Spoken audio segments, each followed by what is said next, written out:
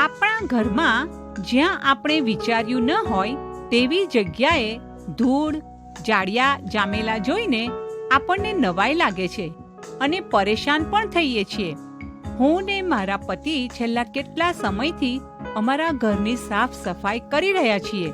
મેં વિચાર્યું કે હું મારા રાચ રચીલાનું રક્ષણ કરીશ અને મેં ખાતરી કરી કે તેને ઢાંકવા મારી પાસે પૂરતું પ્લાસ્ટિક હોય. આમ છતાં મેં કિચનમાં આવેલા કબાટોની અંદરની બાજુનો વિચાર કર્યો નહીં. મેં વિચાર્યું કબાટની અંદર રહેલી વસ્તુઓ સલામત છે કારણ કે બંધ બારણાની પાછળ છે, પરંતુ ધૂળની રજકણો અને જાડિયા તેની ફાટોમાં જમા થઈ ગયા. જ્યાં સુધી સફાઈ કરવાનો સમય ન આવ્યો ત્યાં સુધી અંદર પ્રવેશીને ભાજી ગયેલા જાડિયા અને ધૂળ તરફ મારું ધ્યાન ગયું ન હતું.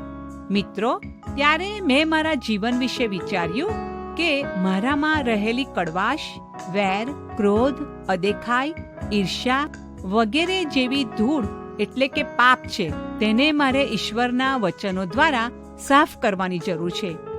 બાઇબલમાં 1 યોહાન 1 અધ્યાય અને 9મી કલમમાં લખવામાં આવ્યું છે કે જો આપણે આપણા પાપ કબૂલ કરીએ તો આપણા પાપ માફ કરવાને તથા આપણને સર્વ અન્યાયથી શુદ્ધ કરવાને તે વિશ્વાસુ તથા ન્યાયી છે.